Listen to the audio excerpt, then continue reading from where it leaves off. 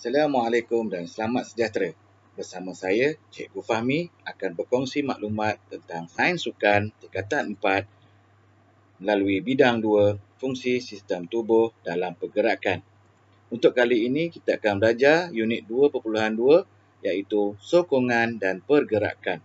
Di mana pada akhir unit ini, murid akan dapat menyatakan fungsi tulang, ligamen, tendon, rawan, sendi dan otot rangka.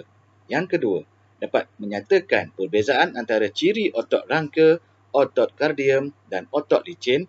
Ketiga, dapat menamakan tulang, mengklasifikasikan tulang mengikut bentuk dan menerangkan peranan tulang mengikut bentuk dalam sokongan untuk pergerakan.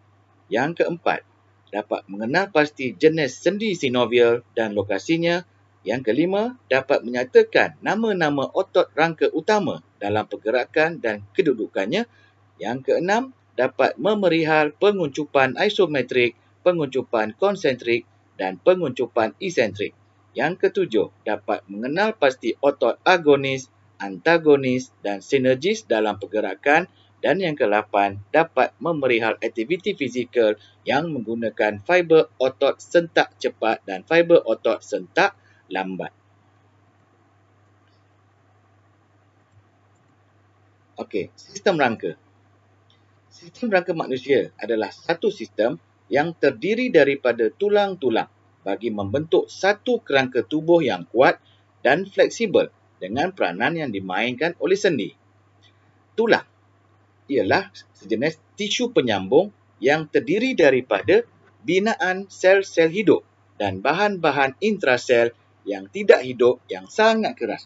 Tulang terdiri daripada tisu lembut yang di dalamnya dan tisu keras ataupun kompak tisu di bahagian luarnya. Bahan yang terpenting dalam tulang ialah garam, kalsium dan gentian protein yang dipanggil kolagen. Semasa bayi baru dilahirkan, jumlah tulang yang ada ialah 270. Apabila dewasa, jumlah tulang berkurangan kepada 206.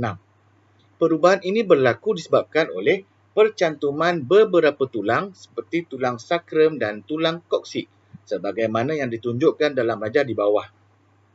Okey, kita tengok sini. Ni masa bayi koksik dia asing dengan sakrum. Kalau dah dewasa, dia akan jadi bercantum. Begini, satu. Okey, tu kenapa tadi daripada 270 bayi jadi 206 saja semasa dewasa. Okey, ini jenis ataupun nama-nama tulang yang asas yang perlu pelajar-pelajar tahu. Okey, sini ada cranium, sini ada ilium, sini ada ischium, pubis, tulang punggung yang bawah ni, pubis. Koksik yang tadi tu, sacrum, atas sikit. Okey, ambil sini pula, kita ambil tengkorak. Clavicle, tulang atas ni, yang tulang bahu atas ni. Scapula, belakang sini. Humerus, ulna, radius, femur, fibula, tibia. Ni kaki, tarsals, metatarsals, phalanx. Patella, lutut Ni tapak tangan, carpal, metacarpal, phalanx. Girdle pelvis, tu yang seketul sini. Turus vertebra, rusuk ataupun rib, RIB, rib. Sternum, papan dada dan tulang hidung. Ini yang asas lah. Boleh banyak lagi kalau nak cari dekat dalam internet. Okey, kita kenal dulu tulang. Tulang panjang. Strukturnya adalah panjang dan lebar sebagai tuas dalam pergerakan peranannya. Contohnya pada tulang tangan, humerus, radius dan ulna. Ni tulang-tulang panjang ni. Okey. Kalau kaki pada femur, tibia dan fibula. Okey. Tulang peha, tulang kering dengan tulang belakang tulang kering. Okey. Tulang pendek. Strukturnya pendek, berbentuk kiub dan didapati di ruang-ruang yang tertutup dan berrongga. Peranannya adalah memindahkan daya dan memudahkan pergerakan. Contohnya di sinilah, ni pada tapak tangan carpal ni. Dia tulang pendek je. Okey, kalau kaki dekat tarsal. tulang lepeh atau pipih. Okey. Strukturnya berbentuk nipis dan rata sebagai tempat pelekatan otot-otot dan melindungi organ-organ di bawahnya. Contohnya tulang kranium, tulang rusuk, tulang sternum dan tulang scapula. Ini ambil contoh scapula lah, dekat belakang bahu. Tulang tidak sama bentuk. Strukturnya mempunyai banyak cuaran. Berperanan sebagai tempat pelekatan otot dan artikulasi. Contoh tulangnya adalah di cervical, thoracic, lumbar, sacrum dan coccyx. Ini contoh tulang cervical lah. Okey, bentuk macam ni ada ke atas, tajam, bulat, berlubang, berongga, semua ada. Fungsi tulang. Okey. Sebagai sokongan, membentuk struktur kerangka tubuh dan menyokong berat tubuh badan. Contohnya, tulang kaki menyokong berat tubuh pada manusia sewaktu berlari, berjalan dan berdiri. Kedua, sebagai pelekatan otot. Sendi, tulang dan otot membentuk satu sistem tuas yang membolehkan individu bergerak apabila berlaku penguncupan otot yang melekat di tulang bagi menghasilkan pergerakan berpaksi pada sendi.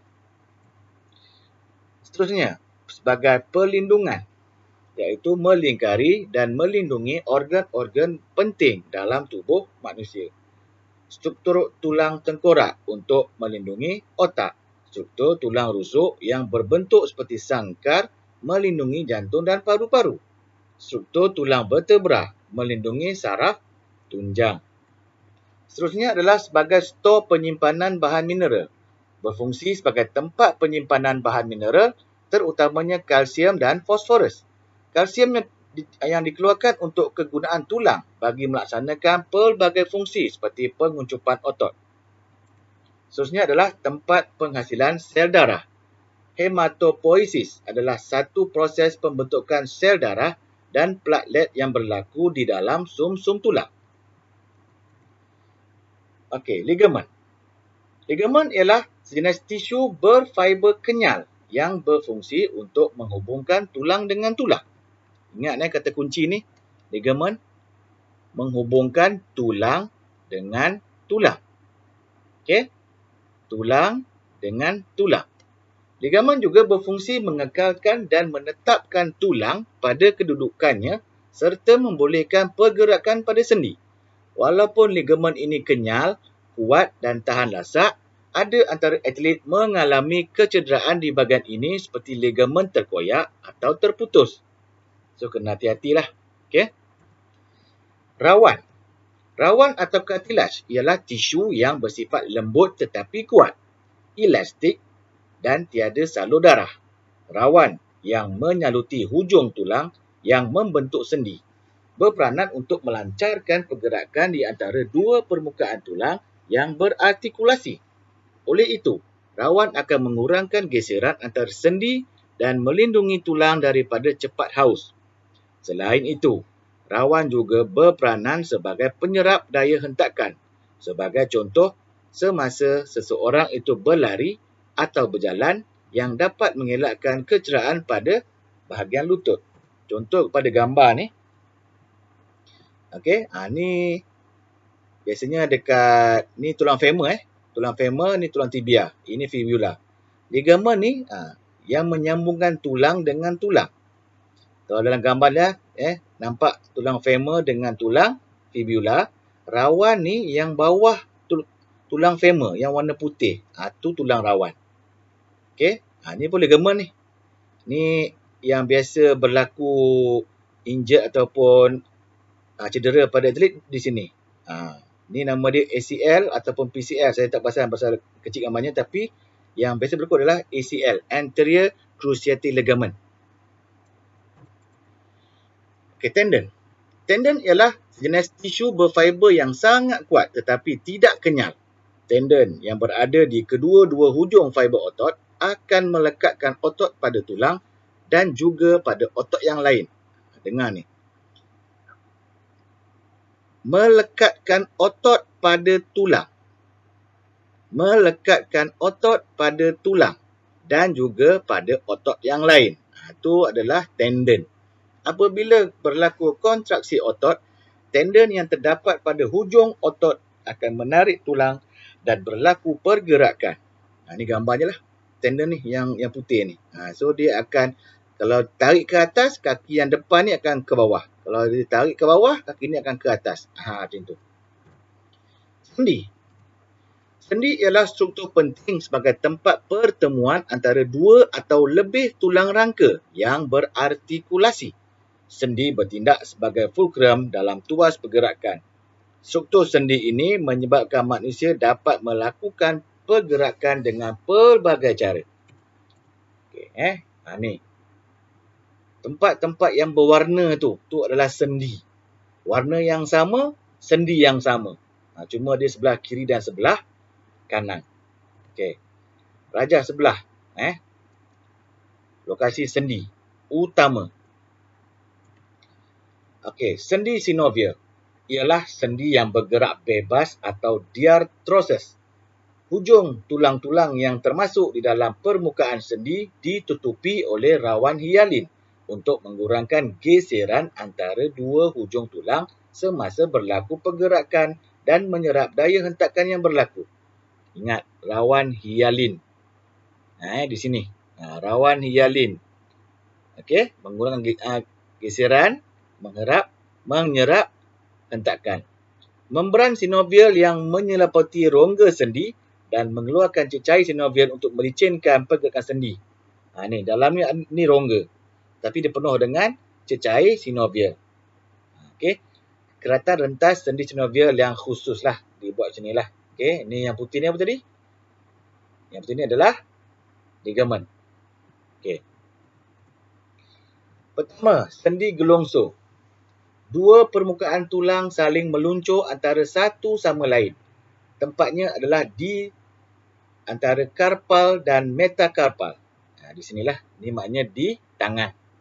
Ni. Sendi ni. Ni atas dia. Ini bawah dia. Yang ni di sini. Ni sendi gelongso. Kedua, sendi lesung ataupun yang lebih dikenal sebagai soket. Bahagian hujung yang bulat tepat masuk ke dalam sebuah rongga cawan tulang lain yang membenarkannya bergerak ke semua arah. Multi-axial. Berlaku di scapula dan humerus. Di sinilah. So, yang ini tulang humerus, yang ini tulang scapula. Nampak ni? Dia bulat. Ni pun ada rongga masuk yang tepat lah. Tu sendi soket. Sendi engsil mempunyai satu permukaan bulat untuk diterima oleh tulang lain melalui satu paksi yang hanya membenarkan pergerakan satu arah sahaja. Berlaku di antara humerus dan ulna. Di sini. Sendi ni masuk sini. Masuk. Ni bulat. Dia pegang. Yang ini di bawah. Yang ni di atas. Itu engsil. Kondil. Pergerakan hampir sama dengan engsil, tetapi sendi ini boleh bergerak dalam dua arah yang lateral, iaitu ke belakang dan ke depan dalam dua paksi. Nampak ni. Kondil dia ada sama juga macam apa engsil, tapi dia boleh bergerak dua arah. Ni dekat jari lah. Jari tangan. Ni sendi ni. Sendi paksi. Pergerakan berputar di bahagian leher untuk menggerakkan kepala. Vertebra serviks yang kedua disebut sebagai tulang paksi. Tulang paksi bersendi dengan atlas bagi membenarkan kepala bergerak dari sisi ke sisi. Ini hanya ada dekat leher sajalah. Boleh bergerak. Ni radius ulna. Maaf saya. Ni sendi pada ulna dan radius. Atas ni. Sendi pelana. Membolehkan pergerakan ibu jari ke belakang dan ke depan dan pergerakan rotasi yang terhad. Berlaku di metakarpal. Ibu jari lah dia bentuk macam ni. Dia melengkung, dia pegang. Sistem otot. Sistem otot manusia terdiri daripada 3 jenis otot iaitu otot rangka, otot kardium dan otot licin. Otot-otot ini berbeza berdasarkan lokasi, struktur dan fungsinya. Tengok ni. Otot rangka otot kardium, otot licin. Lokasi, nama tisu, strukturnya, regulasi penguncupan, kelajuan penguncupan beritma. Baik, otot rangka. Otot yang melekat pada tulang dan kulit badan manusia. Itu lain tak ada dah. Memang otot rangka. Kalau otot kardium, dia hanya di dinding jantung. Kalau otot licin, dinding organ visceral seperti dinding perut. Okey. Nama tisunya, kalau otot rangka, myofibril. Kalau otot kardium, intercalator disc. Kalau otot licin, tisu licin. Nama tisunya. Strukturnya, kalau otot rangka berbentuk satu silinder yang panjang, setiap sel mempunyai banyak nukleus dan berjalur. Ini bentuknya. Otot kardium, sel-sel yang bercabang-cabang, unisel dan berjalur. Otot licin, unisel, fusiform dan tidak berjalur. Macam inilah. Okey. Dia ada macam-macam lidi gitu. Okey. Regulasi penguncupan. Otot rangka terkawal. So, kita maknanya boleh kawal lah. Kita nak bergerak ke tak nak bergerak, boleh kawal. Otot kardium ni kita tak boleh kawal. Dia luar kawalan kita. Bersama dengan otot licin. Dua-dua ni tak boleh kawal. Dia automatik. Okay. Kelajuan penguncupan. Otot rangka ni daripada perlahan ke cepat. Kalau otot kardium ni dia perlahan. Contoh macam jantung. Dia perlahan aja. Okay. Kalau laju, kita dah mungkin kena serangan jantung. Sama dengan kalau ni pula otot licin sangat perlahan. Kalau dia laju, kita makan tak sampai 5 minit dah akan pergi tandas, buang air besar.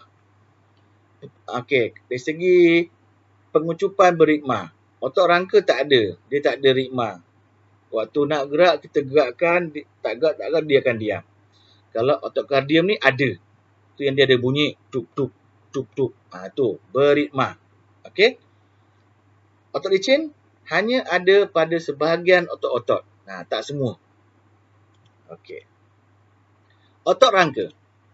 Inilah asas-asas yang patut kena tahulah. Okey, sternocleidomastoid tu apa? Frontalis, bicep, otot abdominal, perut, quadriceps, sartorius, tibialis anterior, trapezius ke atas leher, deltoid bahu, tricep brachii, latissimus dorsi, gluteus maximus punggung, hamstring. Ni otot hamstring yang kata sakit hamstring, ni ada hamstring yang sakit. Okey, gastrocnemius dan soleus. Ni yang asas, dia ada banyak lagi otot. Fungsi otot rangka. Dalam sistem tubuh badan manusia, otot rangka mempunyai 4 fungsi yang utama bagi membantu menjalankan aktiviti fizikal. Yang pertama, menghasilkan gerakan. Itu fungsi dia lah. Semua jenis pergerakan motor yang terhasil adalah daripada tindakan penguncupan dan pengenduran otot rangka. Proses ini berlaku apabila komponen otot menerima rangsangan daripada sistem saraf. Mengawal postur. Fungsi kawalan postur membolehkan manusia bergerak dengan stabil dan dapat mengekalkan bentuk tubuh. Pengawalan ini tercapai dengan kombinasi penguncupan dan pengenduran sekumpulan otot rangka yang bertindak secara berturutan.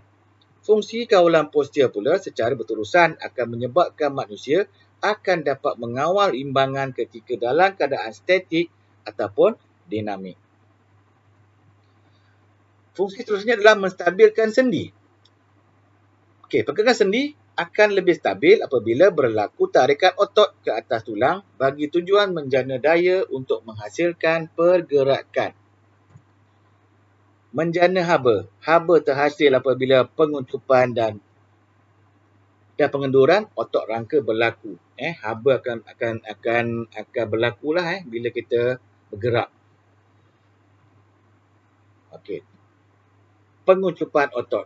Proses adalah faktor utama yang membolehkan pergerakan berlaku. Itulah proses penguncupan otot. Dalam keadaan tertentu, otot tidak semestinya memendek apabila menguncup. Aspek Penguncupan otot bergantung pada jenis pergerakan yang melibatkan panjang asal otot dan hal laju berlakunya penguncupan tersebut. Ini raja bawah ni kita tengok satu aktiviti otot menguncup ni ada dua bawah dia, isometrik dan isotonik.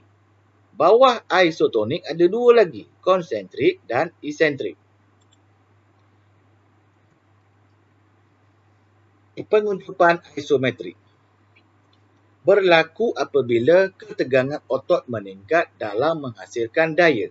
Tetapi, ingat ni perkataan ni, tetapi tidak mengubah bentuk sama ada panjang atau pendek fiber otot semasa mengatasi rintangan yang statik. Oleh itu, penguncupan isometrik tidak akan menyebabkan sebarang pergerakan sendi pada bahagian otot yang mengalami peningkatan ketegangan. Hal ini bermaksud dalam penguncupan isometrik, otot tidak mengalami proses menguncup dan memendek atau mengendur dan memanjang. Itu adalah isometrik. Otot ada berlaku ketegangan tetapi tidak mengubah saiz dan bentuk. Contoh aktiviti ini adalah ni. Okey. Ketika yang inilah. Pada fasa ini semua otot mengalami keadaan penguncupan isometrik, iaitu dengan tujuan mengawal posisi badan, di mana ketika fasa sedia, okey, sebelum dengar pistol ditembak oleh pelepas. Yang kedua adalah rugby, ketika scrum, yang merah tolak ke depan, yang biru ni tolak ke depan. So tidak berlaku panjang pendek otot ataupun tegang ataupun kendur otot itu. Okey. Pada fasa scrum ini, semua otot besar seperti quadriceps, hamstring dan gastrocnemius pemain berada dalam keadaan isometrik. Tak ada berubah bentuk tapi dia ada aktiviti. Okey, kita ubah pula. Konsentrik melibatkan pemendekan otot. Semasa fasa penguncupan ini berlaku, otot mengalami keadaan peningkatan ketegangan yang akan menyebabkan berlaku perubahan pada panjang otot daripada keadaan asalnya. Isentrik melibatkan pemanjangan otot. Semasa fasa penguncupan ini berlaku, otot mengalami peningkatan ketegangan. Okey. Ambil di sini, ini saya punya idea saya adalah nak tahu konsentrik ni apa. Kita ambil lah, maaf ya kalau ada, kalau salah saya minta maaf. Konsentrik kita ambil perkataan kon. Kontot. Dia kontot ni pendek lah. Okey, kontot. So konsentrik pendek. Isentrik panjang. Isentrik panjang. Okey. Contoh aktiviti. Konsentrik. Okey, pendek. Otot kita pendek. So, otot bicep akan mengalami penguncupan konsentrik. Nampak? Bicep. Dia jadi besar di sini lah. So, jadi pendek lah. Isentrik panjang. Di mana otot tricep. Ni dia panjang. Belakang ni. Dia panjang. Okey. Itu bezanya konsentrik dan isentrik. Okey. Perbezaan penguncupan otot isometrik, konsentrik, isentrik. Okey, di sini ada 3 jenis perubahan otot ketika menguncup, jenis aksi, kadar penjanaan daya. Kalau isometrik, dia tak ada perubahan otot, aksinya statik, daya yang digunakan hanyalah separuh maksimum. Konsentrik, isentrik sama je maksimum, dinamik aksinya tapi dikawal. Konsentrik ni tadi dia kata kontot pendek, isentrik panjang. Itu saja. Jenis-jenis tindakan otot rangka. Dalam kebanyakan keadaan, otot bertindak secara berpasangan. Apabila otot menguncup dan memendek, maka otot gandengannya akan mengendur dan memanjang.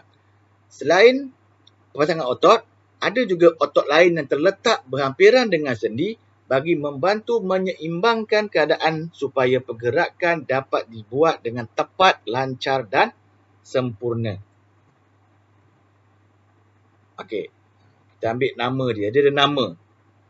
Jenis agonis, antagonis, sinergis. Baik, apa dia agonis? Otot penggerak utama, kumpulan otot yang menguncup dan memendek bagi menjana daya yang utama untuk hasilkan pergerakan. Itu agonis. Kalau antagonis, tindakan pergerakan otot berlawanan dengan peranan agonis.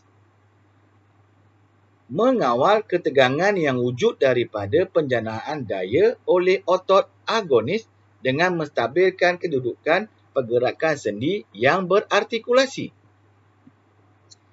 Sinergis pula adalah otot sokongan, iaitu otot-otot yang membantu otot penggerak utama menjana daya tambahan pada pelekatan otot bagi menghasilkan pergerakan.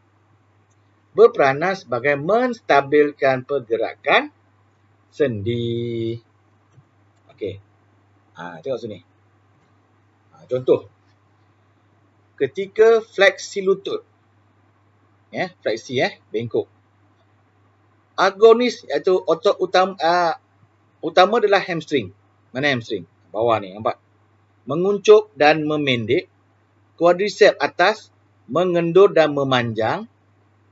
Sinergisnya adalah gastrocnemius yang ni. Menguncup, tibialis anterior di depan sini, okey. Mengendur, gluteus maximus menguncup. Dia menguncup lah. Okey. Ekstensi lutut. Ni pula panjang. Quadriceps sebagai yang depan ni agonis. Antagonis dia adalah hamstring belakang. Okey. Sinergis gastrocnemius, tibialis anterior dan gluteus maximus. Okey. Ni ada contoh agonis, antagonis, sinergis. Yang kedua contohnya adalah tangan. Bila fasa sikufleksi, bicep adalah agonis. Bicep menguncup dan memendek. Okay, tricep adalah antagonis. Dia mengendur dan memanjang. Sinergis, flexor carpi radialis dan flexor carpi ulnaris. Ni dua ni lah. Okey, menguncup dan mengendur. Okey, komposisi otot rangka. Otot-otot rangka manusia terdiri daripada gabungan fiber otot sentak cepat dan fiber otot sentak lambat. Walau bagaimanapun, peratusan kedua-dua jenis fiber otot ini bergantung pada beberapa faktor seperti genetik, fungsi dan latihan seseorang atlet. Oleh itu, perbezaan di antara kedua-dua jenis otot ini mempengaruhi kelajuan kadar penguncupan otot dan kecekapan penghasilan tenaga. Baik. Tengok sini. Otot sentak cepat. Okey. Otot sentak lambat. Saiz fibernya lebih besar lagi yang cepat dan lebih kecil bagi yang lambat. Warna fiber dia warna putih. So tengok sini warna putih, warna merah. Okey. Jenis fiber. Kalau yang cepat ni jenis 2, kalau yang lambat ni jenis 1. Ciri komponen kecergasan dia adalah kalau sentak cepat adalah kepantasan dan kekuatan. Kalau sentak lambat ni daya tahan otot. Okey. Okey, pergerakan. Kalau sentak cepat berkelajuan tinggi sedangkan rendah bagi sentak lambat. Jangka masa kerja singkat bagi sentak cepat dan lama serta panjang bagi sentak lambat.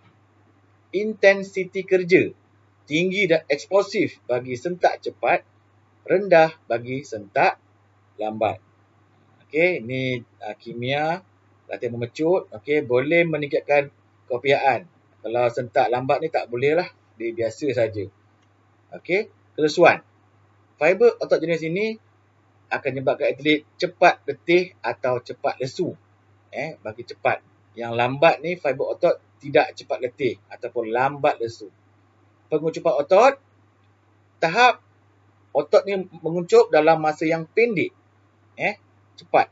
Kalau masa panjang, lambat. Okey. Contoh sukan yang menggunakan otot sentak cepat tadi adalah hampir kesemuanya acara-acara yang tak sampai 1 minit untuk dihabiskan. Contoh 100 meter, 200 meter. Selain daripada itu adalah lontar peluru, rejam lembing, tukar besi, lompat jauh, lompat kijang semua. Okey, ataupun acara-acara yang pecut lah. Okey. Yang lambat ni acara yang long distance lah biasanya. 1500, maraton, acara yang kaki. Tu dia tu. Otot cepat ni untuk acara yang laju, yang lambat ni acara yang jarak jauh. Okey. Mari kita lihat beberapa contoh soalan periksaan yang boleh keluar untuk bab inilah. Okey, pilih tisu berfiber yang menyambungkan 2 atau lebih tulang atau rawan yang boleh bergerak. Apa jawapan dia? Ini contoh soalan dia lah. Namakan otot utama yang menyebabkan fleksi kaki seorang pemain bola sepak ketika hendak menang bola. Apa dia? Ini contoh soalan yang untuk dalam bab inilah. Soalan struktur, dia letakkan gambar tulang. Ada 6 label sini, namakan. So, ada 6 markah sini. So, satu jawapan, satu markah. Untuk esei, dia tanya sistem otot rangka ada 4 fungsi utama. Huraikan fungsi, 10 markah. Tapi dia nak 4 je. Maknanya, 4 isi, 4 huraian, 2 contoh. 10 markah penuh. Okey. Okey, sekian. Terima kasih. Jumpa lagi. Bye.